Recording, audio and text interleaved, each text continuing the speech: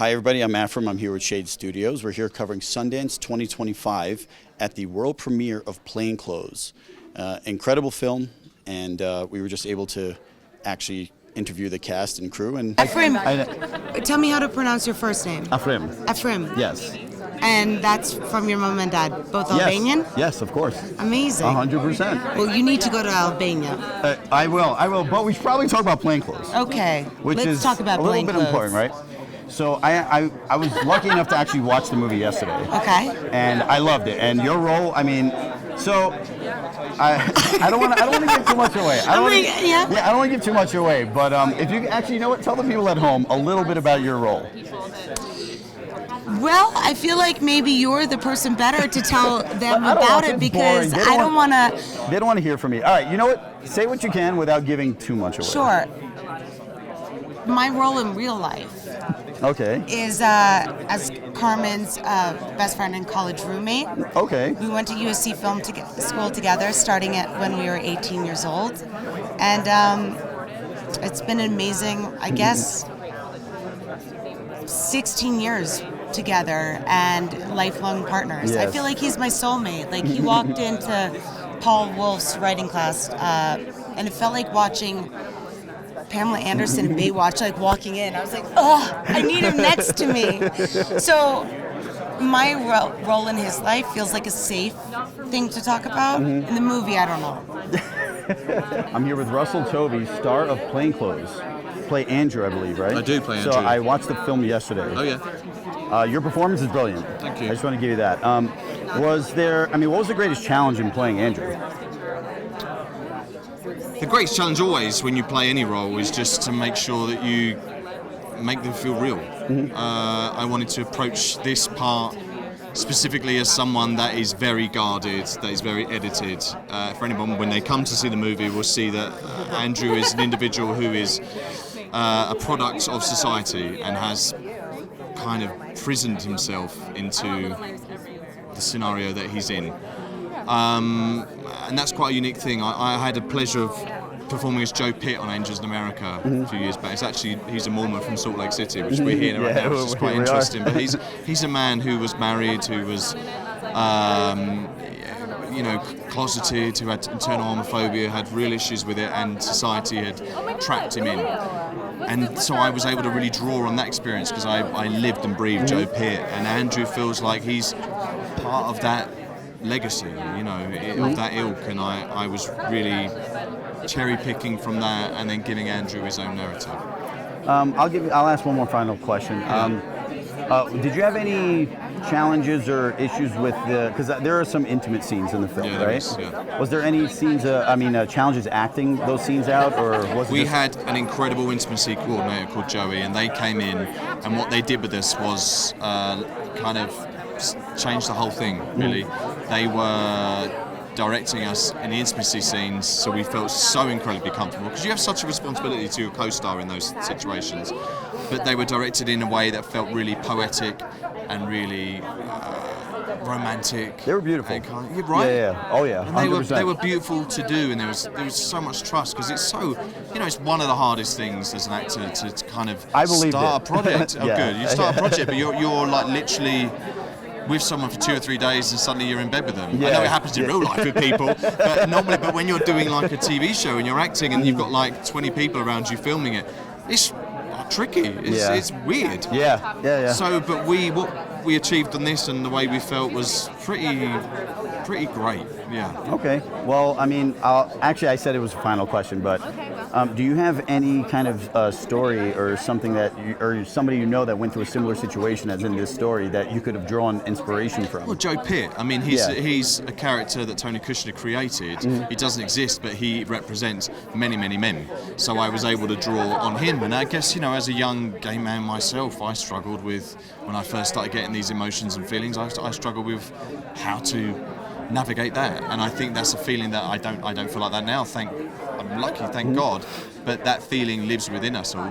That feeling of like the unknown and terror and fear. So I think I can draw on my own personal stuff. All we do as actors is cherry pick what we've done in our lives and then push them into the characters. So. I'm here with Darius Fraser of Plainclothes. If you could tell us a little bit about your character and your role in the film first before we get into anything else. Yeah. So Jeff Goldrick, he is new on the scene, fresh to the department, and very excited, very happy to be there.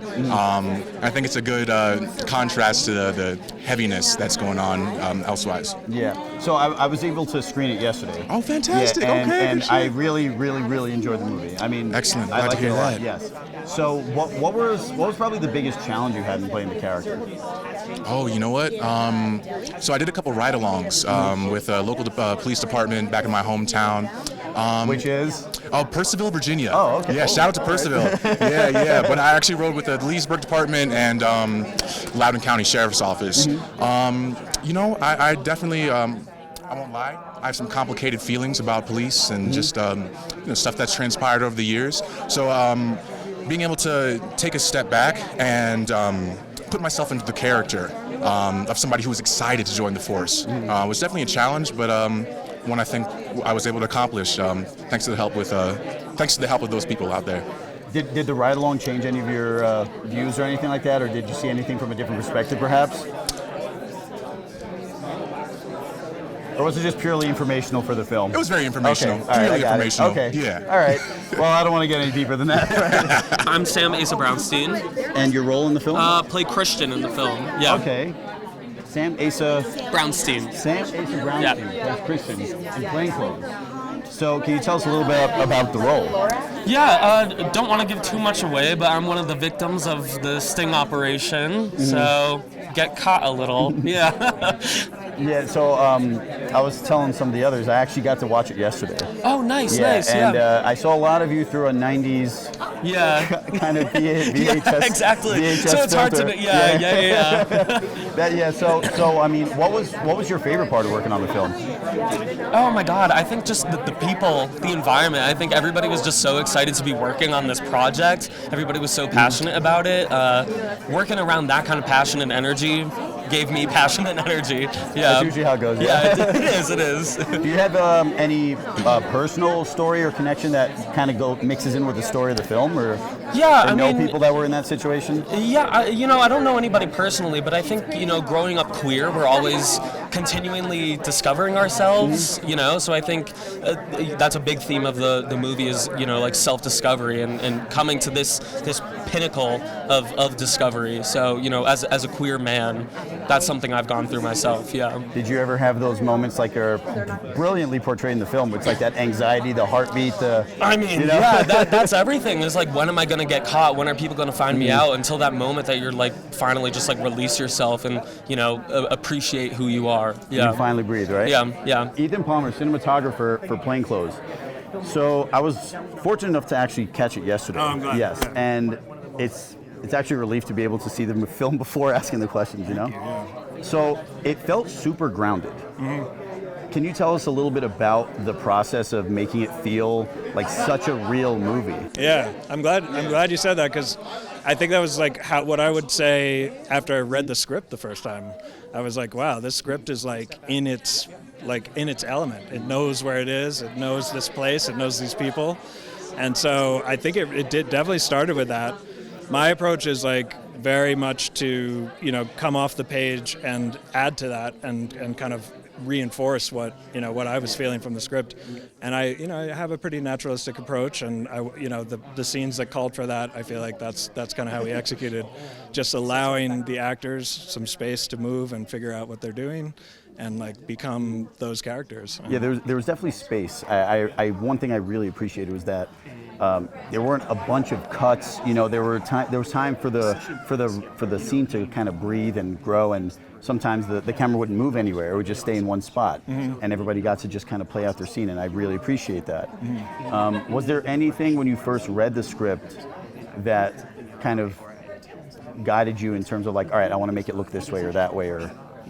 I think we knew going into it would be a period piece of a sort. The 90s aren't that long ago, but it's now distinctive enough. It's a little longer than we think, right? Exactly. So suddenly it's a period piece. So that was in our head for sure. And then I thought a lot about the different sort of mediums that were happening in the 90s and the rapid rise of video technology and that kind of played into the whole surveillance part of the script.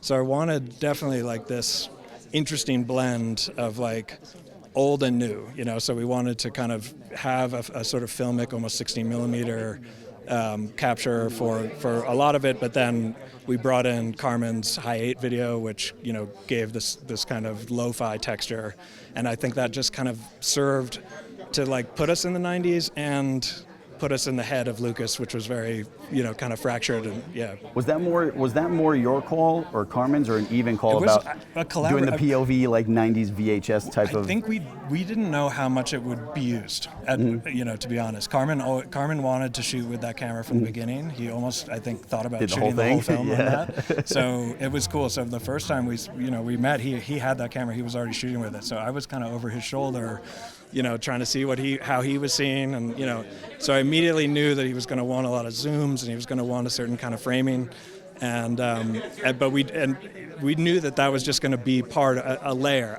It became I think a much more significant part in the edit. So it was cool to see. I'm here with Maria Dizzia, a star in Plainclothes. I know you play Lucas's mother. That's right. Yeah, Marie. I actually got to catch the film yesterday. Oh, you did? Yes, and I loved it. I really thought it was a powerful story. Oh, I'm so glad. So can you tell us a little bit more about what it was like playing Maria Maria, the character. It's like same name. They're the same difference. People call me Marie all the time, and I answer to it.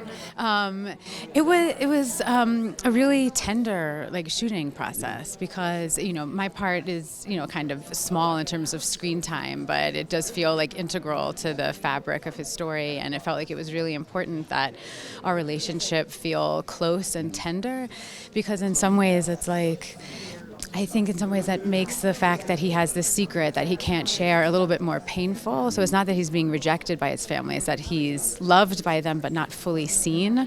And so this fear that if he exposes himself fully, that they might take their love away, in a way. So it was a really tender experience. And, Tom is just an extraordinary person, so it was really fun to work with him. Yeah, it was, like I said, I saw it yesterday. It was a powerful story. Oh, I'm so glad. I know people that were in that situation, and yeah, of course, it really gave me a new light on what they actually had to go through. Yeah, right. To, especially, what was it, 1997 or so, I believe that the film exactly. took place in. Yeah, 97. And, is there, do you have any stories similar to that, or somebody that might have gone through an experience like that you kind of drew from, or?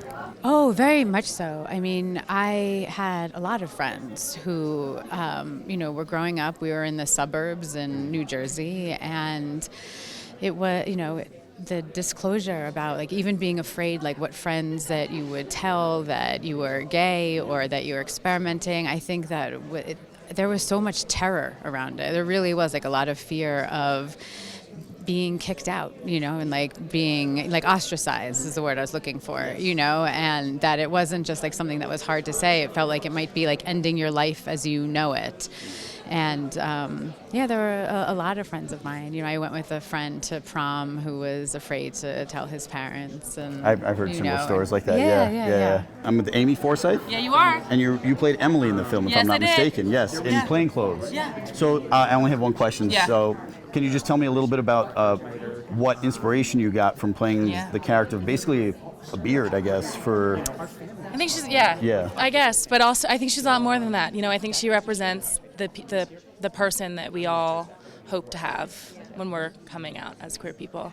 And to get to play somebody that's so open and supportive and loving and honest is really special. So I'm honored that Carmen trusted me. So how were you able to so accurately portray the anxiety of a man who's kind of living this dual life and doesn't, it's like he's at a boiling point. Yeah. How are you, I was able to watch it yesterday. So you saw it? Yeah, so I saw it, and I love it. You love it? I love cool. it. And I was going to say before that, I know people that went through that similar situation, and this actually helped me to kind of understand their plight even more so. And it was those scenes of the anxiety, the 1, 2, 3, 1, and all that stuff. Yeah. Can you just kind of elaborate on that and how you were able to capture that feeling so accurately? Well, truthfully, a lot of it just came from my own life. Specifically, the counting was something that I did as a boy that I didn't even know I did until I was writing this screenplay. And then the use of, it's a film, and so I just used all the tools I had to tell this story. The use of the high 8, I wanted that to, I used that to represent his anxiety. And a lot of it was the editing. Our amazing editor, Eric, his cutting of those images. Anxiety is the rushing of unprocessed thoughts in your mind, and that is what the high 8 footage is supposed to represent at some point, at some points in the film. And I feel like the editing of that and the rhythm of that was so key. Did you plan on using that much footage from the VHS style, you know, initially? Or? Not in, like, when I first set out to write it. I did like 3 proof of concept. No, I didn't always mind it. sorry. No, it's okay. Oh, sorry. No, it came. It was birthed out of a proof of concepts. When I was raising money to make the film, it just takes a long time. And rather than wait and not do anything, I picked up my high 8 camera that I had from when I was a kid, and I just shot a proof of concept, 3 of them, with my friends. At the New York State Fair bathrooms, they kindly let me have access, and I practiced, and ultimately the use of high 8 was born from there. I'm here with Emily Wells, composer of Plainclothes. Obviously, my name's Afrim. I'm with Shade Studios. So, can you tell me a little bit about the why you chose the tonality that you did for the composition of the score? Sure. I mean, it was a collaboration with the director, of course, and there are some moments of eeriness where we're inside of the protagonist's head.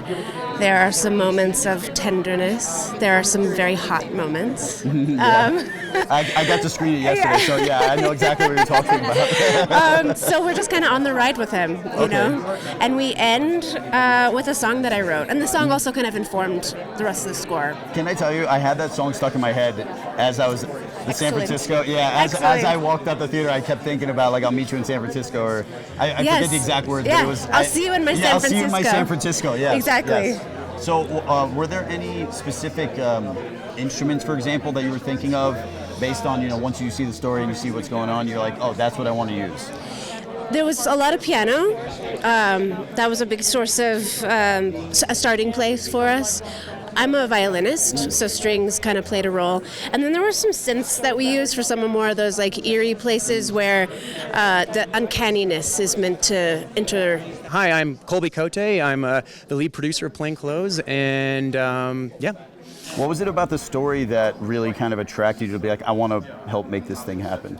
Well, the first time I read this script, me as a queer person, I said, we have to get this made. You've been through it. I've been through it, and not only that, but this film has to get made no matter what. And I feel like everyone that came onto the film felt the same way. So we actually made it happen pretty quickly because everyone had such a passion and a drive to get this made that it really came together, quick. Yeah. Oh yeah. I mean, so I was able to watch it yesterday. Oh, no way. So What did you think? I loved it. I mean, I loved it. This is no BS here, folks at home. I actually really liked it a lot.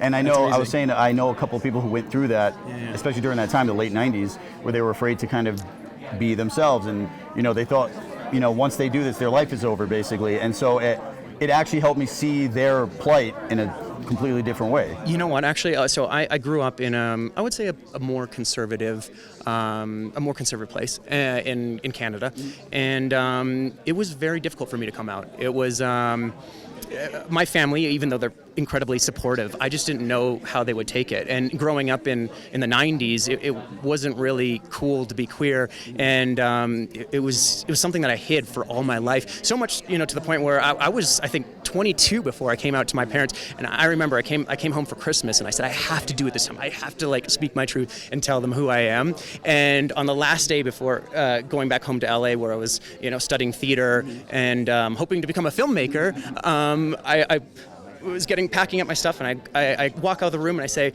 Mom, Dad, I'm gay, and that was it. And it was like I didn't know how they would take it, but honestly, obviously, very shocking and they surprising for them at first, but I couldn't be more grateful because they were incredibly supportive. They understood, and they have been the biggest advocate for me ever since, and they're here tonight. Oh, that's awesome. And they're supporting us and myself. Full circle, right? And it's full circle, and I honestly, I couldn't be more grateful. I have the best parents in the world. I'm Vanessa Pantley, and I'm one of the producers on Plainclothes. I'm Eric Podwall. I'm her assistant. No, I'm one of the producers on Plainclothes as well.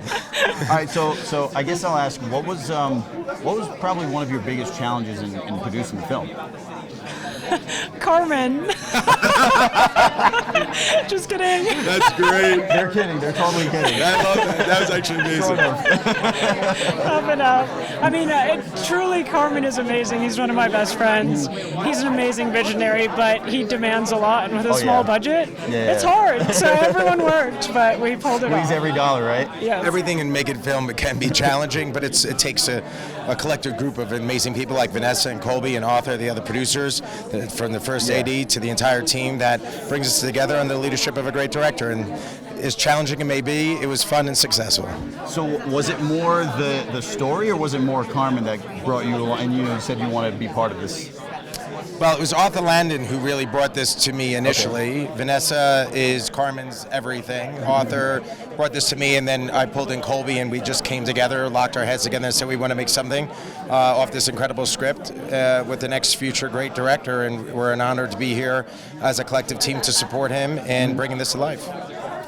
Okay, well, I just want to say I actually got to screen it yesterday, and I loved it. I mean, no BS here. I mean, I actually love the movie a lot. Yes. So I don't know if you've seen the entire cut, the final cut, but so many times. Okay, good. All right, well then you know what I'm talking about. Yeah, it's really good. It's really This good. is actually going to do sign on the side of the stage for the audience. She's seen it so many times.